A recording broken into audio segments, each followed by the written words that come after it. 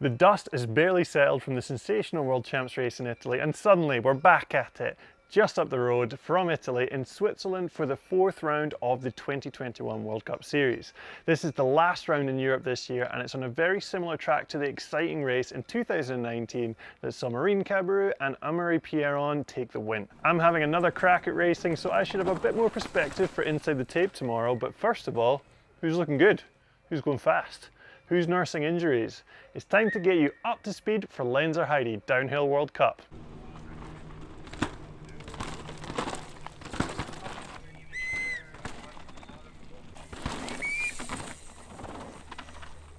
As is now tradition, we'll kick things off with the juniors, and series leader Phoebe Gale still has a broken wrist from champs last week, but wait, what's this? She's riding a bike.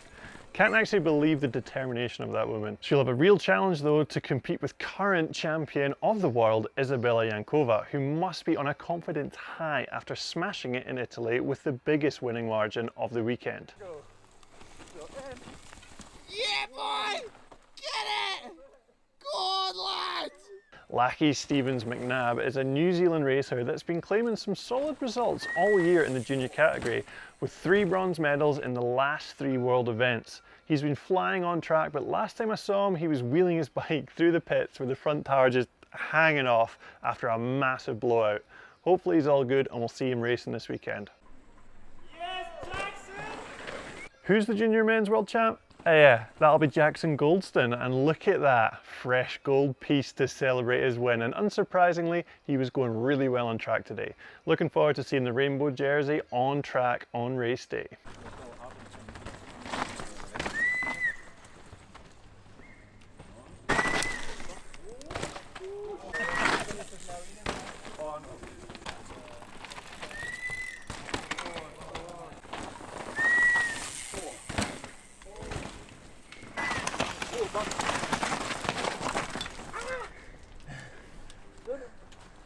There's no grip there anymore.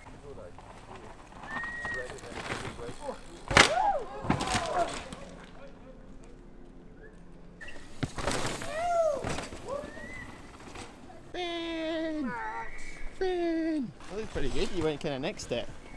Yeah, you can gap in, and then I'm supposed to be gapping over those stumps out, but I lined it up wrong. More to the point though, what's the best line? I think it's over the stump, unfortunately for you. That is unfortunate, but what is fortunate, I've got long legs. Should I try it? I think so.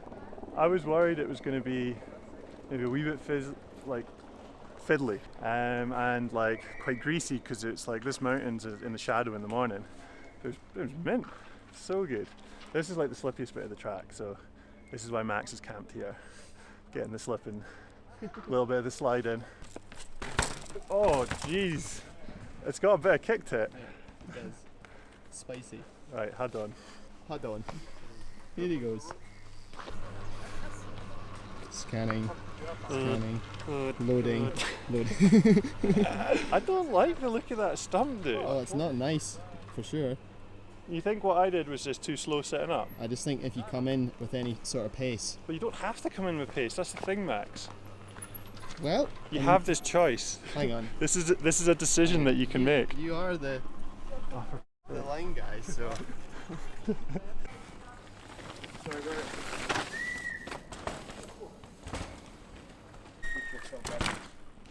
You see, like. In the women's category, the first thing that stood out on track was Millie Johnson. There's a big money booter on track for those getting shots for the gram, and Millie cruised through, did a wee cheeky one-hander, and then one up to self, but then going back up and nailing a full suicide no-hander. So that was pretty sick. Being in Switzerland, it would be rude not to talk about Emily Siegenthaler. She has placed well here in the past, and she's just announced that this will be her final year of racing on the World Cup circuit. It would be a great send-off for her to bag a podium at her home race, so I've got my fingers crossed. Fellow Swiss rider and Emily's partner Camille Balanche has obviously been killing it this year with many podiums, and she's actually tied for the series lead at this point. With the Swiss crowd cheering her on, we could see a big result from Camille this weekend, but she'll have to compete with the champ and tied series leader Miriam Nicole. Fresh off her World Champs win and riding her custom World Champs bike, I've no doubt Pompon will be on it this weekend. Val di Sole is once again flying on track, throwing some mint style on the jumps and going fastest in time training. She absolutely has the speed and skills to win at every race, and she's becoming more experienced, which will only help her on the road to smashing out a win. Will it be this weekend though? We'll have to wait and see. Everyone was waiting to see what Cade and Chaos would do on the money booter during practice, and they didn't disappoint with some tidy stunts. They weren't the only ones though, with Adam Brayton, Bernard Kerr, Brendan Fairclough, Dakota Norton and a few other heroes throwing some fat style off that moon booter. Dan Slack is someone you won't have heard of much before, but if you were watching the live feed in Maribor, he was giving it the beans on his way to 10th place. I'm excited to see how it goes this weekend and into the future.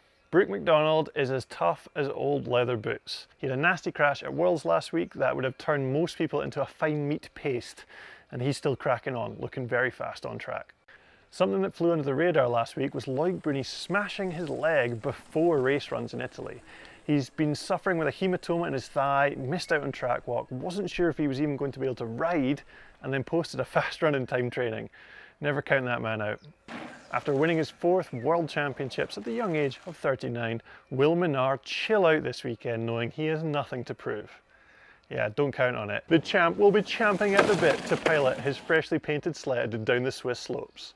Benoit has really been having a breakout year this season with consistent top results at every race. It's been so impressive to see him working his way up the results sheet year on year, and now he's fighting for the win each weekend. Amaury Pierron, in his own words, took it easy last weekend to ease back into things after his injury. I'm expecting him to unleash this weekend as he won here last time, and he's shifting on track with a 2nd spot in time training. Thibaut Duprella was my hot pick for Worlds last week, but it turns out he blew too hot and blew up. The wild man never seems to get fazed by things going wrong, so I've no doubt he'll be back on the hunt this weekend. Finally, we've got Mr. Bike Noises himself, Loris Vergier. His bike at Worlds sounded like it was powered by a squeaky hamster, and I'd love to hear how he feeds back to the RockShox suspension techs about what's happening on track. Anyway, the disappointment of missing out on that gold medal last weekend could do 2 things to Loris: bum him out or fire him up. With his fastest time training result, I'd say he's fired up and ready to go. Thanks for tuning in everyone. Stay tuned for tomorrow's Inside the Tape.